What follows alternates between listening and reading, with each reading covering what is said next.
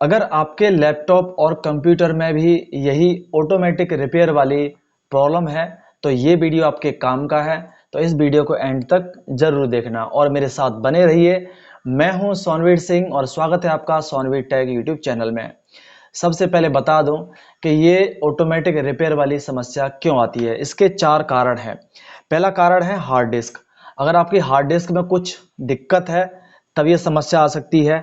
दूसरा कारण है हार्डवेयर का। अगर आपके लैपटॉप और कंप्यूटर में कुछ हार्डवेयर का दिक्कत है, हार्डवेयर कोई खराब हो गया है, तब ये समस्या आ सकती है।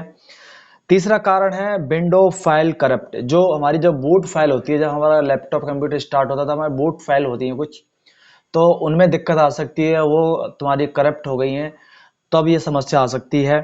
और जो चौथा रीजन है वो है न्यू सॉफ्टवेयर और अपडेट इंस्टॉलेशन। अगर आपके साथ ऐसा हुआ है कि आपने कोई सॉफ्टवेयर इंस्टॉल किया है या आपने अपने विंडोज़ को अपडेट किया, उसके तुरंत बाद ये समस्या आ गई है, तब ये यहाँ पर आपका सॉफ्टवेयर एंड अपडेशन का प्रॉब्लम हो सकता है। तो ये 4 कारण हैं। इन चारों कारणों को हम एक एक करके देखेंगे। तो इसमें जो पहले का 2 कारण है, हार्ड डिस्क और हार्डवेयर का अगर कारण है, तो इसके लिए आपको किसी दुकान वाले के पास जाना पड़ेगा, लैपटॉप कंप्यूटर वाले के पास, वही रिपेयर करेगा क्योंकि ये हार्डवेयर का इश्यू है। अगर फाइल से रिलेटेड इश्यू है तो हम इसको इस वीडियो में देखेंगे। तो यहाँ पर एक नहीं 7 मेथड में बताने वाला हूँ। कोई ना कोई मेथड आपकी प्रॉब्लम को सॉल्व कर ही देगा। ठीक है। तो सबसे पहला मेथड है आपका स्टार्टअप रिपेयर। तो उसमें करना क्या है, सबसे पहले आपको जाना है आपका एडवांस ऑप्शन में। देखोगे यहाँ पे ये एडवांस ऑप्शन है, मैं इस पर क्लिक करता हूं। इसके बाद यहाँ पे आपको ट्रबल शूट में जाना है। ट्रबल शूट में जाओगे, फिर नीचे सेकंड ऑप्शन है एडवांस ऑप्शन, इस पर क्लिक करना है। इसके बाद यहाँ पे देखोगे 6 ऑप्शन है यहाँ पे। तो पहला क्या है यहाँ पे, स्टार्टअप सेटिंग और स्टार्टअप रिपेयर। तो हमारा स्टार्टअप रिपेयर पहला ऑप्शन रहेगा, मैं इस पर क्लिक करता हूँ। इसमें आपका जो विंडो है खुद से ठीक होने की कोशिश करता है, डायग्नोस करता है यार पीसी को। ठीक है। तो पहला मेथड ये रहेगा। मैं इसको वीडियो को आगे जल्दी बढ़ा देता हूं। तो भैया यहाँ पर जो स्टार्टर रिपेयर से भी काम नहीं हुआ है, यहाँ पे बोल रहा है starter repair couldn't repair PC. तो इस ऑप्शन से भी ठीक नहीं हुआ है, तो ये मेथड 1 फेल हो गया है। अभी हम ट्राई करेंगे मेथड 2। तो मेथड 2 में क्या है, ये सिस्टम रिस्टोर पॉइंट होता है। हम क्या करते हैं कि अपने कंप्यूटर और लैपटॉप में सिस्टम रिस्टोर बनाते हैं इमरजेंसी के लिए। इमरजेंसी यानी कि अगर आपका विंडो क्रैश होता है या विंडो की फाइल्स करप्ट होती हैं, तो उस टाइम पे ये सिस्टम रिस्टोर पॉइंट काम आता है। अगर आपने बनाया हो या अगर आपको इसके बारे में नॉलेज है, तो उसके लिए करना क्या है, आपको एडवांस ऑप्शन में जाना है, फिर से ट्रबल शूट में जाना है, एडवांस ऑप्शन में जाना है। यहाँ पे देखोगे सिस्टम रीस्टोर। तो सिस्टम रीस्टोर पॉइंट होते हैं जो हम क्रिएट करते हैं इस समय के लिए। तो मैं इस पर क्लिक करता हूं यहाँ पे, तो थोड़ा सा समय लगेगा। यहाँ पे एक डायलॉग बॉक्स ओपन होगा, वहां पे आपके सिस्टम रीस्टोर को ढूंढेगा। अगर आपने बना रखा है, मेरे केस में नहीं है क्योंकि सिस्टम रीस्टोर मैंने बनाया नहीं है, बट सिस्टम रीस्टोर कैसे बनाते हैं इस पर ऑलरेडी वीडियो बना रखा है, जाके चैनल पे आप चेक कर सकते हो। और मैं इसका जो लिंक है सिस्टम रिस्टोर पॉइंट का डिस्क्रिप्शन में दे दूंगा। हम वापस वहीं पे आ गए। फिर से मैं ट्रबल शूट पे जाता हूं। अब हम कमांड प्रॉम्प्ट का यूज करेंगे। मैं एडवांस पे जाता हूं और यहाँ पे देखोगे कमांड प्रॉम्प्ट। ठीक है। तो कमांड प्रॉम्प्ट में मैं क्लिक करता हूं। थोड़ा सा समय लगेगा इसको प्रोसेस होने में। तो कमांड प्रॉम्प्ट ओपन हो जाएगा, फिर आप हम कुछ कमांड देंगे इसको रिपेयर होने के लिए। तो यहाँ पे कमांड प्रॉम्प्ट चालू हो गया है। तो सबसे पहला जो कमांड है हमारा वो है dir। तो मैं dir करता हूँ और एंटर करता हूँ। तो यहाँ पर जितनी भी फाइल्स है मेरी, उन फाइल्स की पूरी लिस्ट आ जाएगी। ठीक है। और देखो काफ़ी बड़ा है ये। ठीक है, ये आ गया। ओके, तो अभी मैं नीचे आता हूँ और इसके बाद जो नेक्स्ट कमांड है वो है आपका cd स्पेस, और इसमें आपका बैक स्लैश आएगा। एक मिनट, कन्फिग। अभी हमें इसके अंदर जाना है, इसके बाद एंटर करना है। ये एंटर कर दिया, इसके अंदर आ गए। अभी इसके अंदर हमें क्या करना है, ये कमांड आ गई। अब यहाँ पे हमें कैपिटल में MD टाइप करना है, स्पेस देना है और बैकअप।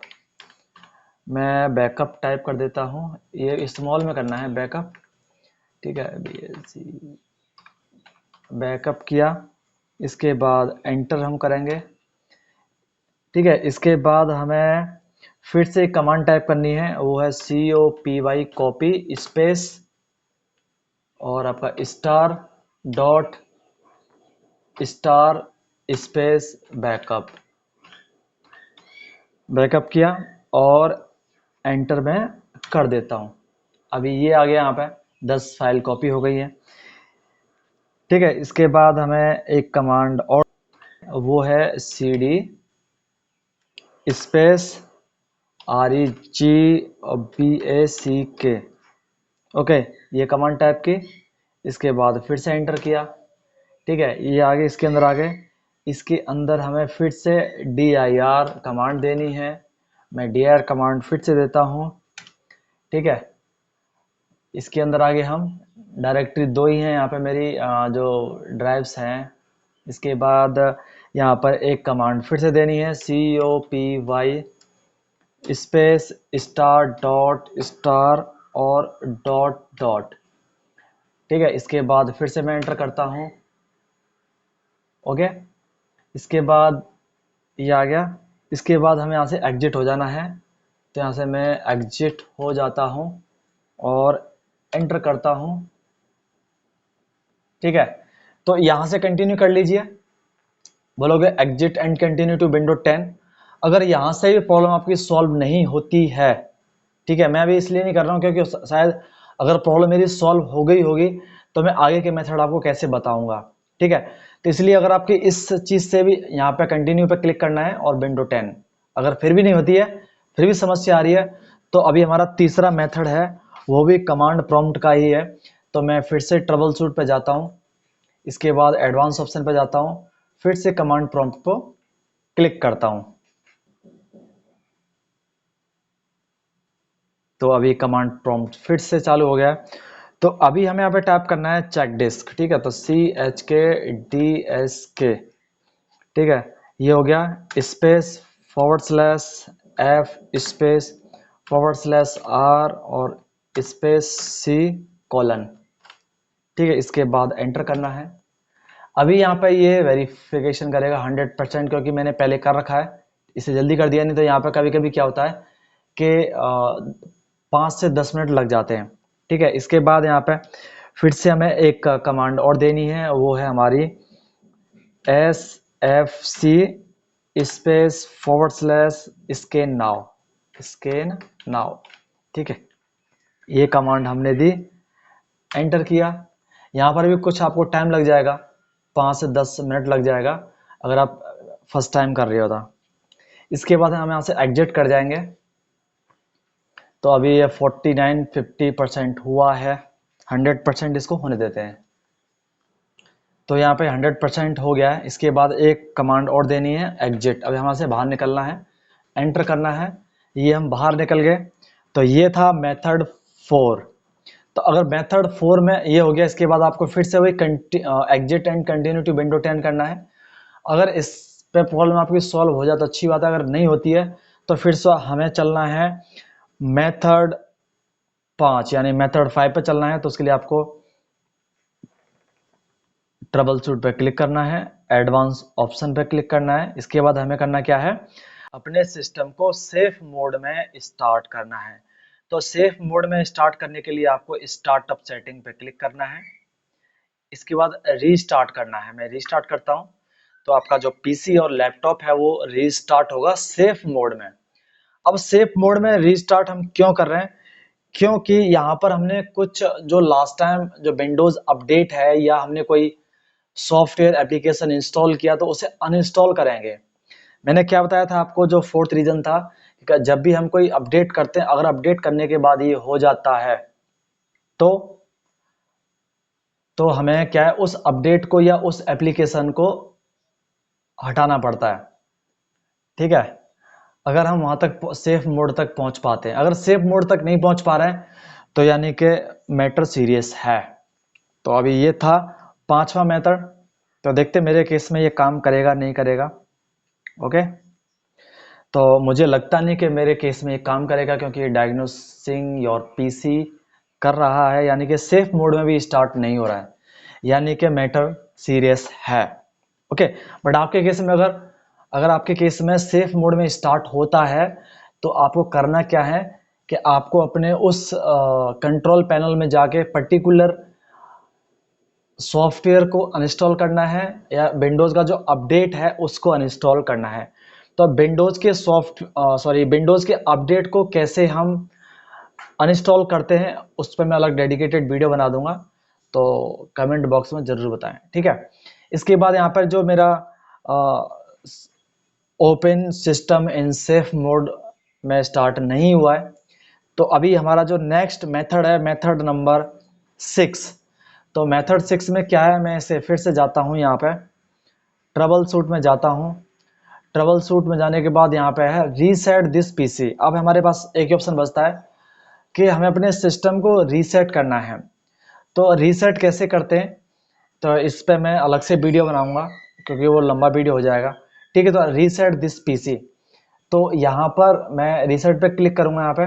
यहाँ पे दो ऑप्शन आएंगे, जो पुरानी फाइल्स आपकी पड़ी हुई हैं उन्हें रखना है या रिमूव एवरीथिंग करना है, ठीक है। तो इस पर मैं अलग से वीडियो बनाऊंगा, वीडियो का लिंक आपको डिस्क्रिप्शन में मिल जाएगा, जाके चेक कर लेना।